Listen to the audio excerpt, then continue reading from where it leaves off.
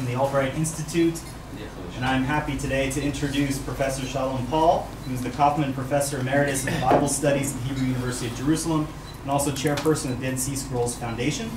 His most recent work, Isaiah 40-66, a commentary, is regarded as the premier resource on the topic of 2nd Isaiah. In his early days as a scholar, he served as research assistant to W.F. Albright, founder of biblical archaeology and eponymous hero of the Albright Institute here in Jerusalem. Also to Louis Ginsberg, great biblicist and Ugaritic scholar. He also studied with Spicer at University of Pennsylvania, whose anchor Bible commentary on Genesis was the commentary on the subject since the 1960s.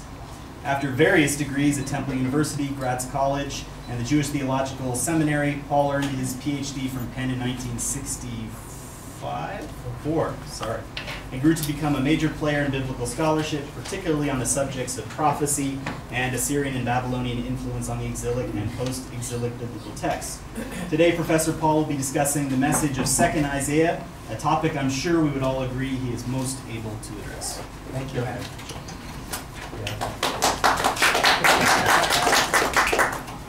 Jim, they probably thought the clapping was for you. B'nai Avdecha. I want to thank Jim for asking me to participate. It was about a year ago that we sat in the American colony when he had this, one of his latest ideas, and I was able to just share some thoughts with him as to how to arrange this conference, so it's very good to be here. I'm not presenting a paper, so to speak, a written paper. It's going to be all oral Torah, and my time is a bit limited here because of medical issues. But I want to leave some spare time at the very end for questions or comments, addenda or corrigenda that you may all have. The topic was called 2nd Isaiah, or in Deutero-Isaiah, and the question is, where did that name spring from and why did it come? Obviously, when a child egressed from his mother's womb, she probably said, 2nd Isaiah. That was not the name that the mother gave to the child. It all started, and we're going in without any technical details, at the end of the 1700s, when two German scholars noticed or thought and wrote that the book of Isaiah consists of two separate sections, and why we'll discuss that a bit later. It was only in the 100 years later, about 120 years later, when another German scholar proposed the idea that there is yet a third Isaiah. The 2nd Isaiah, they all agreed, went up 40 to 55, and the third Isaiah was proposed to have been the chapters 56 on to 66.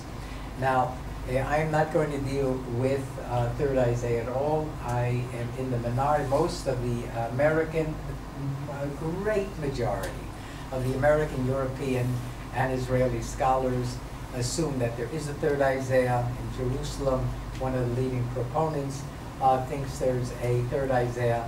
At the last SBL, I gave a major paper on trying, I hope successfully, to refute all the arguments that have been given in favor of 3rd Isaiah, to say that there is only really a 2nd Isaiah. But we will touch upon that maybe a bit later. Now, it's very interesting that why this book, starting with 40 on, was attached to the indisputable 1st Isaiah from 1 to 39. The major reason for it was because there are influences of the 1st Isaiah, or Proto-Isaiah, on the 2nd Isaiah, and therefore, because of these affinities, the books were attached, even though, as I showed in my volume that Jim alluded to, that Matt alluded to, the prophet Jeremiah influenced them much more than Isaiah himself.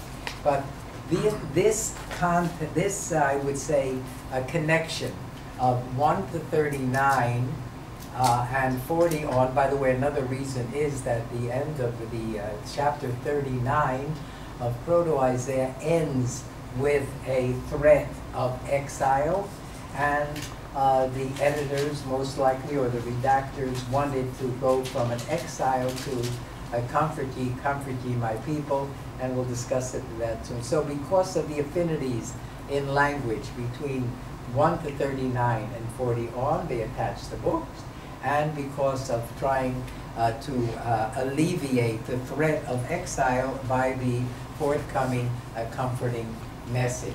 Now this connection of 40 with 39 is very early, because in one book that almost made it into the canon, in fact there was a great debate amongst the rabbis and the Talmud, is it in, is it out? The book you all know is Ben Sira, Ecclesiastes, and the final chapters of the book of Ecclesiastes, there is a review of all of the main dramatis personae in the Bible, in the Hebrew Bible. And it's very interesting that when he comes to the prophet Isaiah and he dedicates 2 verses to him, he says prophet Isaiah is the one that chaza acharit, and chaza acharit is a reference to the 2nd chapter of Isaiah. In the end of days, nation shall not lift up sword against nation. And on the ongoing Kolan, it says, Vayinachem Avilei Zion, and he comforted the mourners of Zion, which is at the end of the book in 62. In other words, this connection between the first 1 to 39 and 40 to 66 as one entire book without any type of a cleavage was already known to Ben Sira, who wrote approximately 180 before the Common Era. Now, the other important thing to note is from Qumran, the scrolls, the big Isaiah scroll and Isaiah B and the others have the 39 go right into 40. In other words, there too there is no division. So though they are 2 separate books, nevertheless they were combined at least by the 2nd century before the Common Era, if not earlier. And that's very fascinating. Now, the question is, how do we determine, why do we say there's a first and a second? There are many reasons, but primarily the one that's the clearest and the easiest to tackle is the historical one. First Isaiah deals with the kings of Ahaz, all of the Israelite and Judean kings mentioned in the book of First Isaiah are from the mid-7th century. The mid-8th century. All of the Israelite and Judean kings from the mid-8th century. The Aramean king, we also know Pekah and Ramaliah. We also know, and this is very, very important, there are 2 Assyrian kings mentioned in the first book, First Isaiah. One is Sargon, who is mentioned in chapter 70, in chapter 20, and of course the most famous one is Sennacherib, and I'm sure you all remember the siege of Jerusalem that took place in 701, when after the Assyrians, who were intent on conquering Egypt, by the way, he did not do it, and we have an Egyptian specialist here who can confirm that. On the way down, after conquering all of the northern cities, he came to the one city which stayed between him and free-flowing down the coast, and that was the Jerusalem, 701. Sennacherib, his commander-in-chief, was unable, for the reason is not important. Now, he did not conquer Jerusalem. That's 701.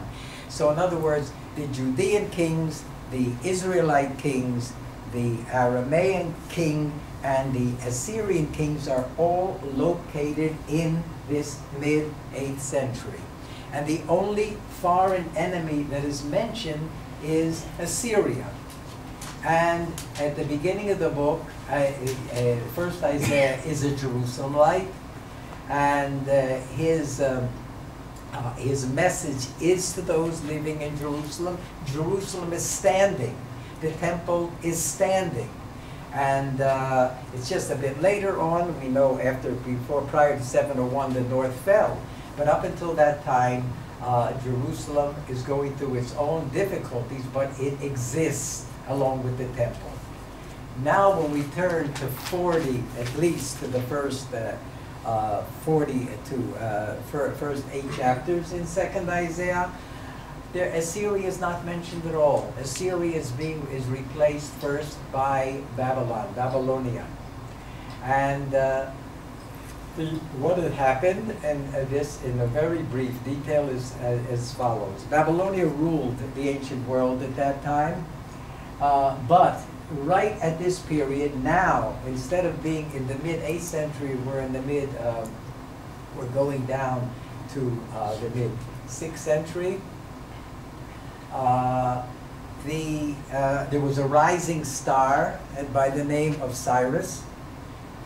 Cyrus of Persia.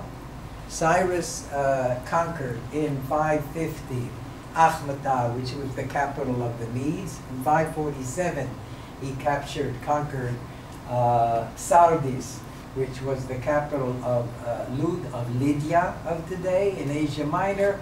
And then there was only one stop more, and that was Babylon. And when he came in 539, he conquered Babylon without one drop of blood shed. And why was that? Because though Nebuchadnezzar made his name throughout the world, the last of this dynasty name was Nabonidus. And Nabonidus engaged in a very dangerous career. He was a partial archaeologist. In addition, he was a dreamer of dreams. We have his dreams and the interpretation in our cuneiform documents. But the most erratic thing he did was he left Babylon for 10 years and settled in southern Arabia in an oasis by the name of Tema. And there are many reasons for this, but we're not going into economic and religious. But he did a disastrous, scandalous thing. Up until the time of Nabonidus, from the time of Enuma Elish, and from the founding of the Babylonian dynasties, there was only one chief god, and his name was Marduk. Nabonidus becomes the patron of the moon god named Sin, S-I-N. And he builds a temple to Sin. And he stays there for 10 years worshiping Sin along with his other activities. This was outright blasphemy to the monopoly of the priesthood, of the Mardukian priesthood. And therefore, the most, I would say, devastating thing was that if the king is not there in the city, the high holiday of Rosh Hashanah, which is called in Akkadian, the Akitu festival could not be celebrated. That's the time when the king walks in the main street in a procession with Marduk, holding Marduk's hands. And that, during Akitu, that is the time when the fates of the nation, the fates of the people, the fates of the land are determined. For 10 years, all was in limbo. Everything was just paralyzed. So, when Cyrus comes in 539, the priests of Marduk are so happy to see him that they open the gates of Babylon for him. And he comes in without a shed of blood without any bloodshed whatsoever, and he takes upon himself the royal nomenclature of king of Babylon. All of this period is when our prophet is there in Babylon. This was an exciting, dynamic period, and he is, in his prophecies, we read in innuendos and in some specific statements of the actual fall of Babylon. And he knows of the two chief gods of Babylon. The one, as we said, Marduk, who is called by him Baal, Baal being the Lord. Baal is the term, the Lord, that's Marduk. And at this period of time in Mesopotamian religion, Marduk's son was called Nabu, N-A-B-U, who is also the divine scribe. And in the chapter he says Marduk, or Baal, has collapsed. Nabu has folded up, and they're being led out on pack animals from the city. He's there at that time. He sees it. And he also, and this is what is so important, he mentions twice by name Cyrus, Koresh, and many other times by his epithets. He even calls Cyrus Mishicho. He is the anointed one of God. Because what is happening here, the prophets in general always had a problem. And again, very, very cursorily, up until the time of first Isaiah, all of the battles of Israel were boundary disputes. Are they on this side of the West Bank, this side of the East Bank? Are they in Lebanon? Are they in Syria? What? And the Arameans, the Edomites, the Moabites, the Philistines, the Canaanites, they all were local boundary, primarily disputes. Only in the time of first Isaiah, there arose this mighty empire called Assyria. And Assyria, as I mentioned before, was bent on conquering Egypt, which the Sennacherib did not do, but later on. Anyways, how in the world the prophet is faced with a problem? How do you understand a mighty power like Assyria, who's bent on arriving for the first time to the Mediterranean? Where is it in God's plan? It's not in the 5 books of Moses. How do you understand it? And this was the prophet's innovation. They said that this nation of Assyria is, as we know in chapter 10, Hoy Ashur is the staff in God's hand. In other words, Assyria is the means whereby God is acting through in history. That was their great innovation, and therefore, when, now coming back to our book, when Cyrus comes into Babylon, and is recognized as the king, Isaiah calls him God's anointed because he is the tool. He is the means whereby God's plan, ultimate plan for history is working out. So I want to summarize this in a sentence. When we come to say, why in the world do we say there are 2 different books starting with 40? Because in first Isaiah, the enemy is Assyria. In second Isaiah, it's Babylon.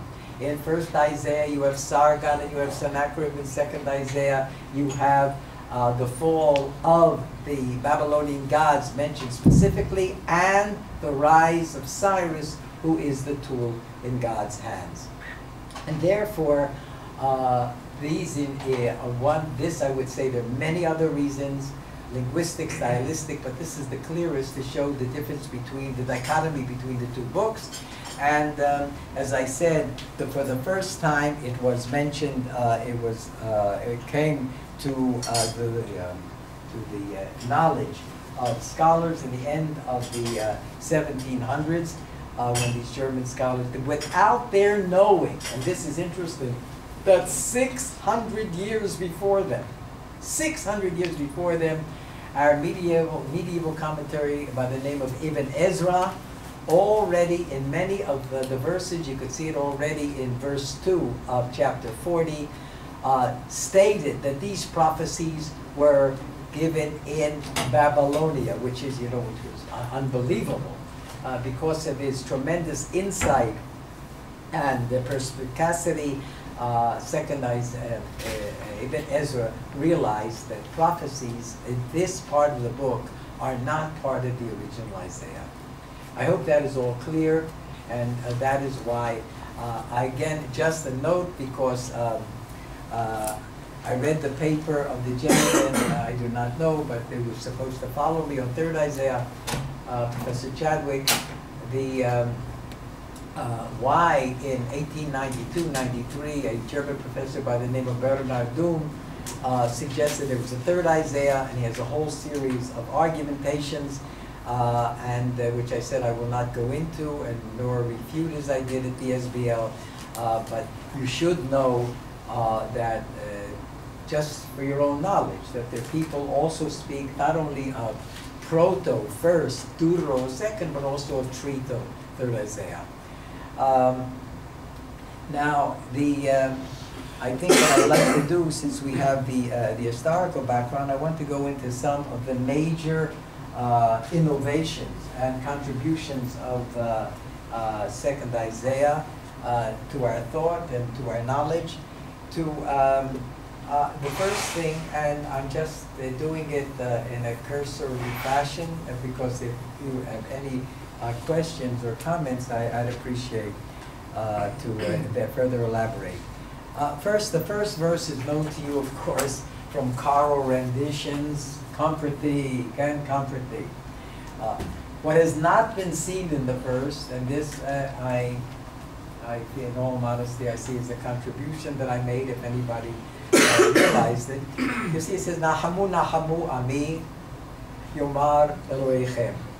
Now, the key words here, and everybody knows this verse by heart, but what they overlooked was the fact that the two key words here, Nahamu nahamu ami and Elohechem, because in biblical literature, you find it in Deuteronomy, you find it in Jeremiah, it's all over.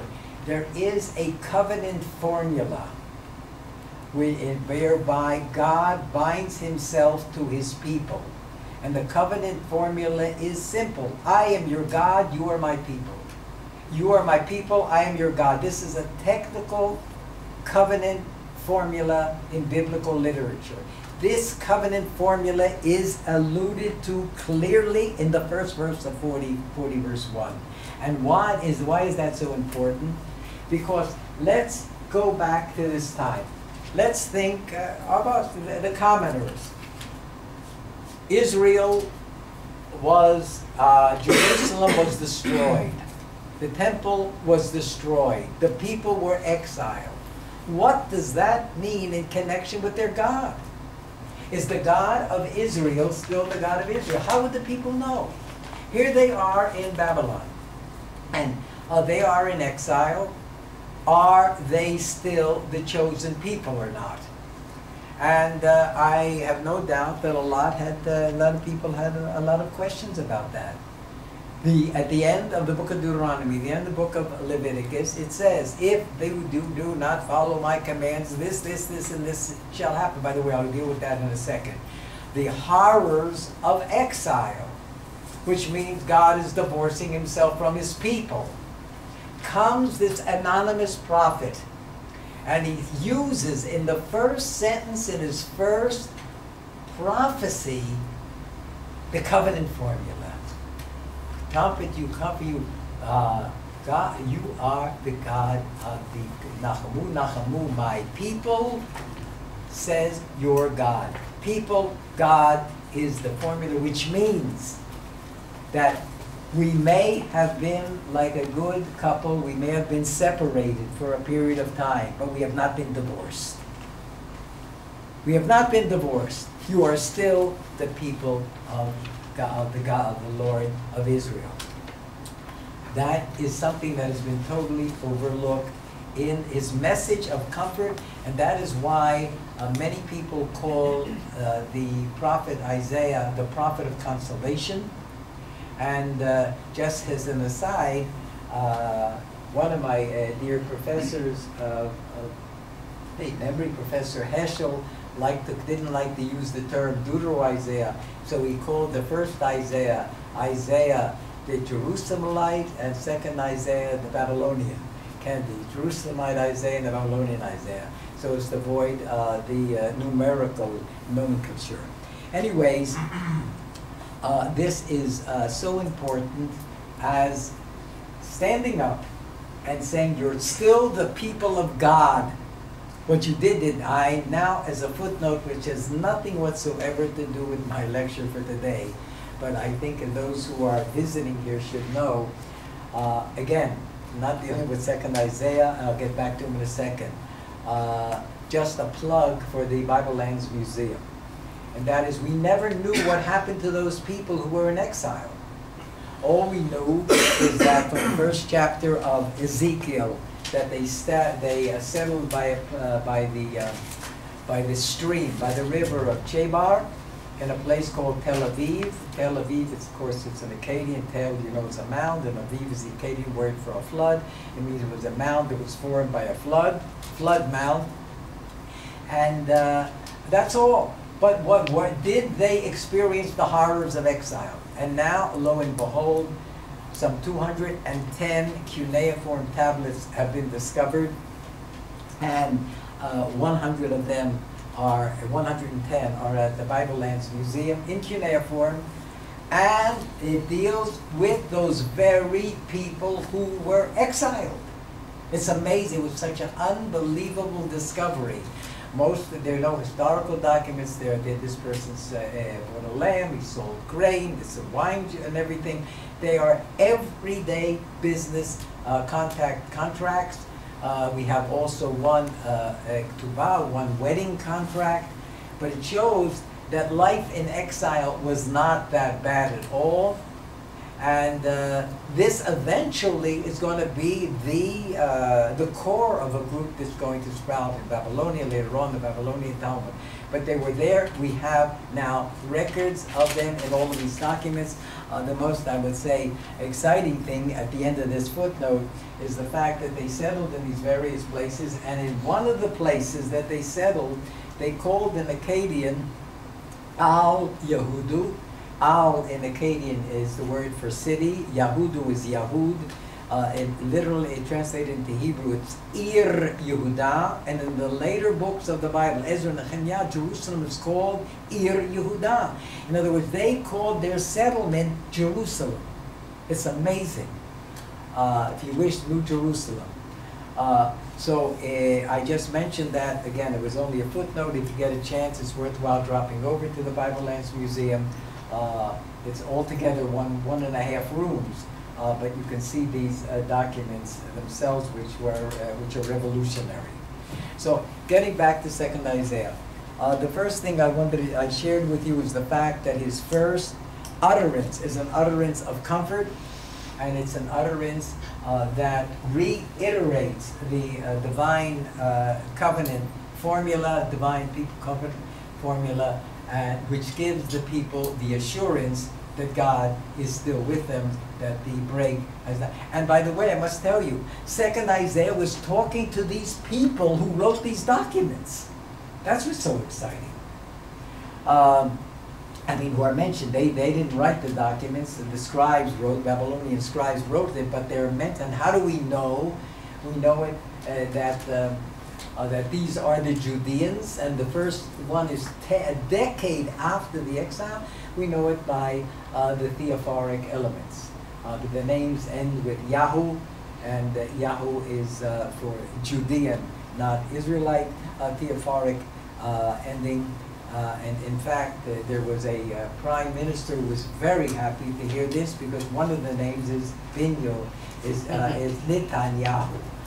Actually, one of the names of these exiles is called Netanyahu. Okay, we'll leave that for a second, and I want to go on. That was a somewhat a major point, but in a sentence, I want a tidbit, which is really as a prelude to the more outstanding contributions. And that is, as an aside, I think you were able to know the exact the books in 2nd Isaiah's library. One of the unique things that he quotes more of the former books than any other prophet, and traditions more than anyone else. He's a very learned. He's influenced, and I've shown he's influenced not only by Isaiah, which I'd seen before, but by Jeremiah, by Ezekiel, by Psalms, by Lamentations, and in particular by the book of Deuteronomy. Now, no other prophet had so much of an intake in his oracles. That's he. But even more than that, traditions. He's aware of, and this is only one other place in the Bible you can find it, he's aware of the Garden of Eden. He mentions the Garden. Who mentions? We take it for granted, but where else does it appear? It's alluded to in the book of Ezekiel, but it here is in 2nd Isaiah. He is aware of the Exodus. He's aware of the trek through the wilderness. And he's aware of the deluge. He's aware, he mentions Noah. Where's Noah? He mentions Abraham, and he mentions Jacob, Israel. But the most, but in order to, in this day and age, we have to be fair. He mentions Sarah. So you say, well, he mentions Sarah, so what? My friends, look for the name of Sarah in your concordances. In the entire Bible, Sarah, outside of Genesis, is not mentioned. Not mentioned in Deuteronomy, in Chronicles. Not mentioned at all. He's the only person who mentions Sarah. It's part of a poetic verse. It's not important. He knows them all. And with all the books and all these traditions put together, that is a unique, overlooked aspect of the 2nd Isaiah. But what I like to do is spend a little time on what many, many contributions. I want to mention two great ones. He is the most formidable, how do you say the noun, polemicist in the Bible. The formidable polemicist and an unbelievably innovative theologian. He, and this I will not go into, he is dealing at the time of Babylonia, and we can see his influence, the Akkadian influence. I wrote a very big article on the Akkadian influence and Babylonian influence in general on 2nd Isaiah, but I'm not going to go into that. What I want to do is show the most catalog attack on idols, and idol worship is found in the book of Isaiah, and it is to such an extent that we can see that he must have seen it. He must have seen the making of the idols, and he is now imitating, and he is also giving them deriding. I'm going to read this section to you, even though there are many technical words here in the Hebrew. In the English, of course, that are, because they're architectural items, but anyways, we won't go into philological. Give us the text. Yeah, that's in 44. 44, I'm starting with verse 9. His polemics against them, and again, I will deal with, I'll tell you why I'm dealing with it. But just to listen, and then once something is very unique, you'll see if you'll catch it. The maker of idols all work to no purpose, and the things they treasure can do no good. As they themselves can testify, they here meaning the idols, they neither look nor think, and so they shall be shamed. Who would fashion a god or cast a statue that can do no good? Lo, all of its adherents shall be shamed. They are craftsmen. They're merely human. Let them assemble and stand up. They shall be cowed and they shall be shamed. I just want to say we haven't gotten into the meat of the argument yet. But when he says, let them assemble and stand up, this is something also unique to 2nd Isaiah, a heavenly court scene. He has scenes that take place in court, and let them assemble means, and these, by the way, these are technical in Akkadian, in the Hebrew, borrowed from Akkadian technical legal terms. To stand up, to assemble and stand up. If anyone's interested in the Babylonian background, you could see it in my book. Anyways, here we go.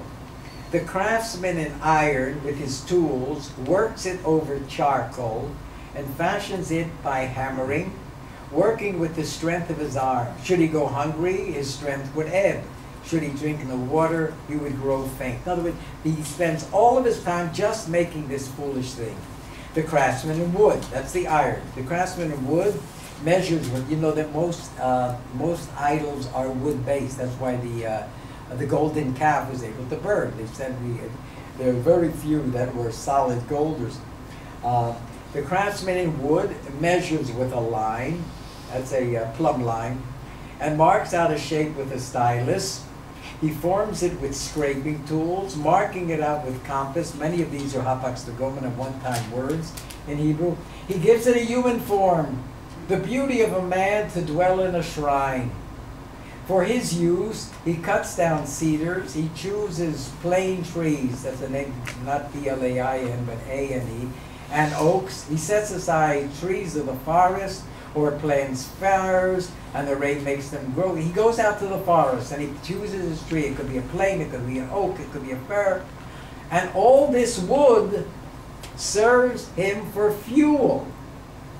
He has wood, right? He can make a bonfire. He takes some to warm himself, and he builds a fire, he bakes bread, and he also makes a god of it and worships it. He fashions an idol and bows down to it. Then can you imagine it? Part of it he burns in fire. On that part he roasts meat. He eats the roast and is sated. He also warms himself and cries, "Ah, I'm warm, I can feel the heat." And of the rest he makes a god, his own carving. He bows down to it, worships it, prays to it, and cries, "Save me, for you are my God." There is nothing like this in the entire Bible. But sarcastic, ironic, polemic. But there are two things here I want to point out that have not, one major thing that has not been made, and that is the one he starts, the one in iron does this, the one in wood does this, and he fashions an idol. After it's fashioned, he says, and he goes out to the forest to look for a tree. This is a reverse. You don't look for a tree after your idol has been fashioned. You start with these verses. He looks for a fir, he looks for an oak, and then he carves it, and then he puts all the embellishments on the outside of the idol. He deliberately reverses in order to mock them. That is an amazing, amazing trait of this prophet, which has been overlooked. And then at the very end, when he has all of this timber, and he makes the barbecue, that's what he says, we roast it, and he eats it, and then he also can warm himself by it, and then with the scraps that he has left, he forms an idol. Wow, this is overwhelming. By the way, if anybody's interested, this is also do it yourself, how to make an idol. This is the way to do it. Okay, now let's get into what in my eyes is so important. And the following, I must say, is based a lot on one of our dearest professors, departed from the Hebrew University, Professor Moshe Weinfeld, who made this contribution. And I will deal with it in a manner which I think befits the intensity and the gravity of this prophet. So many of lay people, not the scholars present, assume without saying that the Bible is a monolith, right? The Bible's ideas, every prophet said the same thing. The language of the Hebrew language of the Pentateuch is the same as the Hebrew language of the Chronicles, not knowing that is so far from the truth. But what they hardly ever see is internal dissension, is an internal polemic. And our prophet, who is our typical polemicist against the Babylonian culture, which I did not deal with, against the idols, which of course, idols that would be part of the Mesopotamian culture, also, lo and behold, is the art polemicist against the Bible, against Genesis chapter 1. This is so revolutionary. And there are 4 points that are made in which our prophet takes on, in a fisticuff fashion, what is written in chapter 1 and totally disputes it, rebukes it, and disagrees. Number 1, we will start. In the beginning, God created the heavens and the earth, right? You all know that. And what was there on heaven and earth? There was, the water was there, and there was darkness. And God said that there be light, there was light. Everybody knows that by heart since kindergarten. But there was darkness. There was choshech. Where did the choshech come from? It says God created the light and everything else. And nowhere in the Bible is there anything said about that. And in chapter 45, verse 7, I'll just read it. Yotzer or vorei choshech. I form light and create darkness. Second, Isaiah was the only one in the entire Bible to say that God created the darkness. That is against what is written in chapter 1 of Genesis, in which darkness precedes creation. If darkness precedes creation, then who knows? Who knows? Well, by the way, this later on, it's interesting. It just came to my mind. This came up in a Talmudic discussion once, and it says there was a very famous rabbi, by the name of Rabban Shimon ben Gamliel, who used to have discussions with what is called in the Hebrew of rabbinic literature with a philosophos, with a philosopher, the Greek philosopher. And the Greek philosopher comes to, this appears in Bereshit Rabbah, in the Midrash Bereshit Rabbah, and other places. The Greek philosopher comes up and he says, I must tell you, you have a fantastic God. Wow, your God is something. But when he came to create, he already had, and he uses the expression in the Hebrew, which is, you know, a palette, right? A palette, and the palette has the paints. So he said, God, your God is no doubt about his creative abilities, but when he came, he already had a pre-palette to work with, which means he had the water, he had the choshech, he had the darkness, and which means that this philosopher, what he was saying was correct. Yes, there were things before God created. Well, Rabban Gamliel dismisses him with such a juicy curse, right? Which, just because of the nature of the present company, I'm not going to say. But, you know, Lake, you know, he says, and dismisses, what are you talking about? But the philosopher was correct. Because as we know now, the real pshat of the understanding of the creation is not creatio ex nihilo. Creation. This is not creation out of nothing, because it's the other Greek says ex nihilo, nihil fit. It was creation out of pre-existing materials. Second, Isaiah denies that. There was nothing that pre-existed. There's nothing that can any way impede the overall potency of God. He is the creator of all. He created the darkness. That's number 1 in his polemic against chapter 1. Chapter number 2, it says that let us create man. Oh, wait, what's a let us? In our image. Well, here Isaiah comes forth in a very, very forceful manner. And it means, first, let us, who is us? Well, as everybody said, well, that's the divine counsel. What? There are others there other than our mon. We're going to see that he is, for the first time, an ardent, strict monotheist. We don't have any guardian angels up there. We don't have any heavenly counsel up there.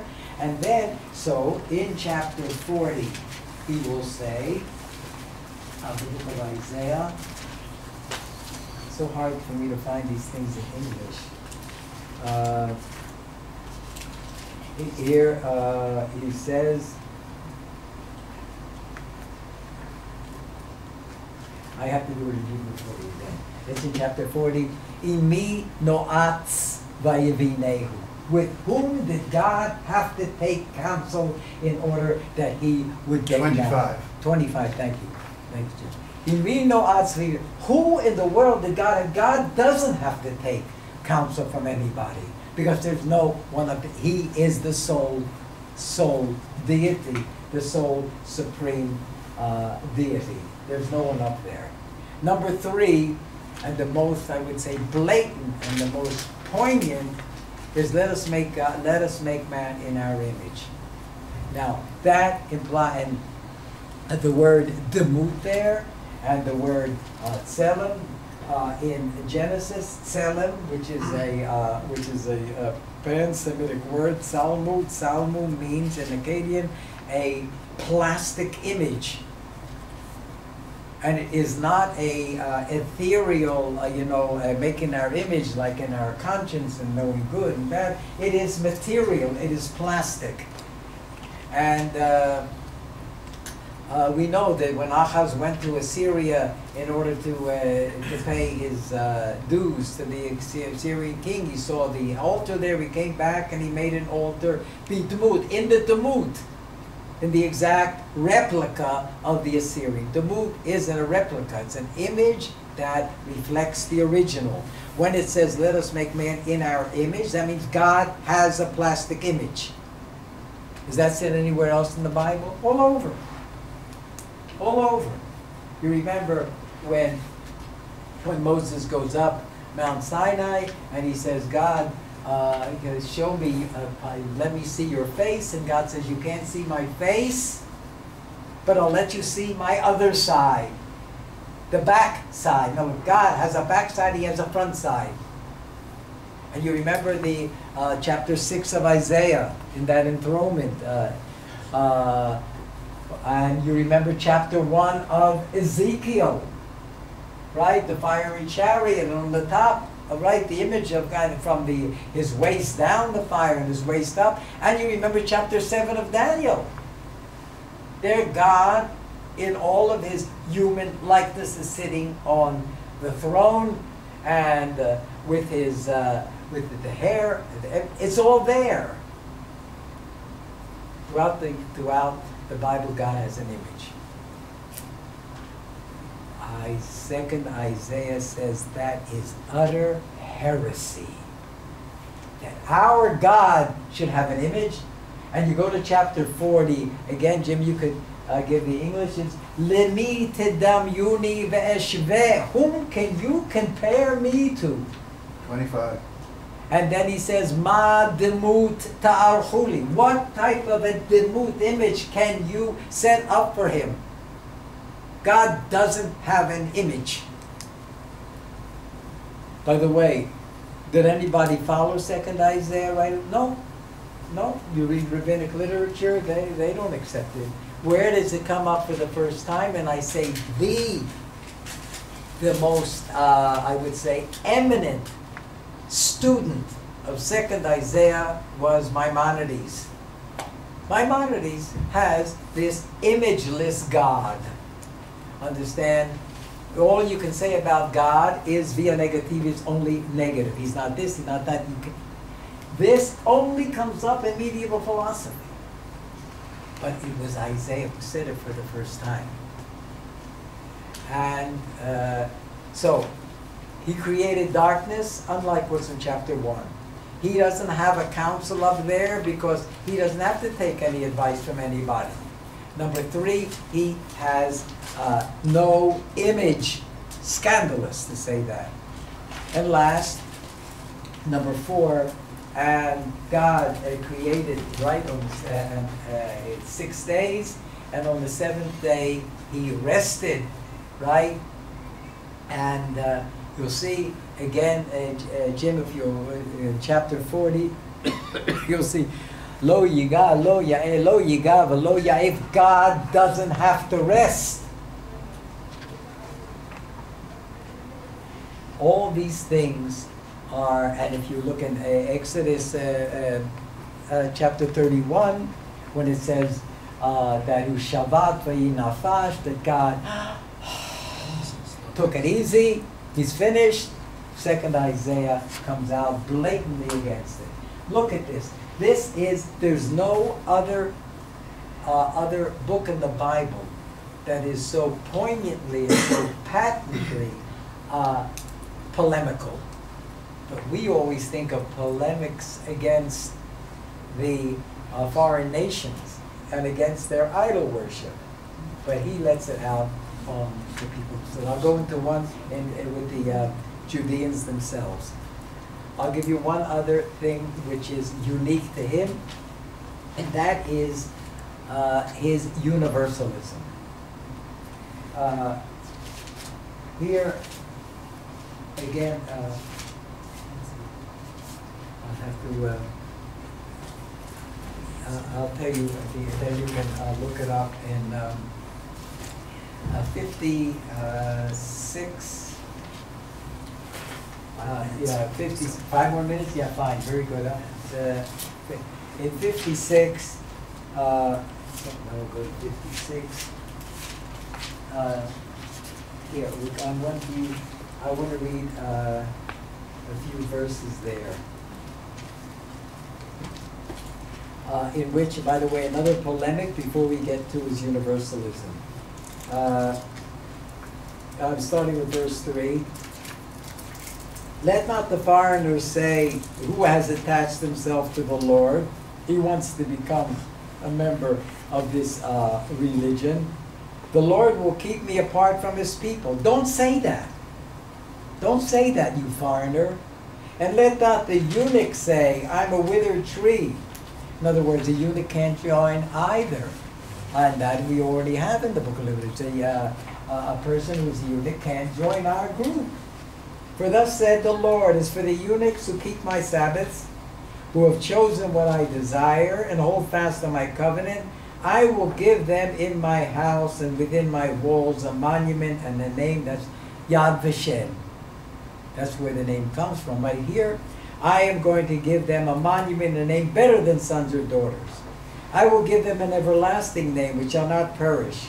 And as for the foreigners who attach themselves to the Lord to minister to him and to love the name of the Lord and to be his servants, all who keep the Sabbath and do not profane it, who hold fast to my covenant. And this is an unbelievable sentence, and you have to mark it and mark it again. I will bring them to my sacred mount. Let them rejoice in my house of prayer.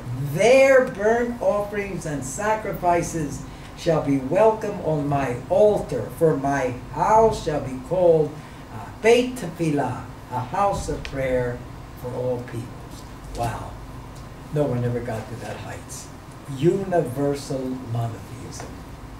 And if you can say, can you even go one beyond that?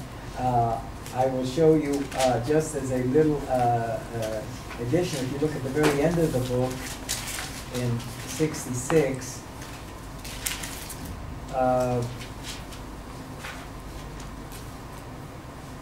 here, the two things in 66 I'll share with you. Okay, I don't have Matt, I'll end on this. I'll just share one thing. Here at the very end, here we go. 23. Here, yeah, very good. Here, 20. And from new moon after new moon, and Sabbath after Sabbath, all flesh, kol basar, that means all humanity, shall come to worship me. Every Rosh Chodesh, new moon, and every Shabbat, They're all going to come to Jerusalem, all to worship me. Universal monotheism. So if we summarize this, some of the main points, again, he starts by saying the covenant is still in place, don't worry, comfort ye. And he brings all of these books, these former books and traditions he knows of. Then he polemicizes against the Babylonians, the breaking of idols, and he polemicizes against chapter 1 of Genesis, and he has this universal. There is no prophet in the entire. That's why I fell in love with 2nd Isaiah. That's why I dedicated decades to studying that. It came out in Hebrew in 2 volumes, and from Erdsman in 1 volume. This unbelievable uniqueness of one who still remains an anonymous prophet. Thank you.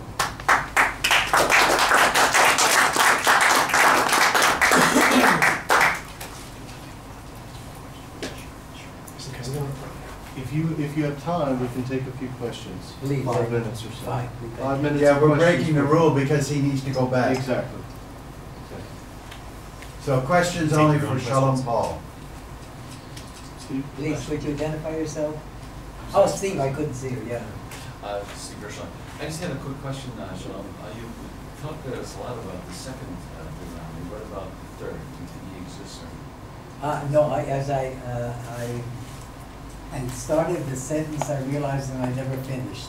I started the sentence saying that the majority of European, Israeli, and American scholars do agree that there's a third.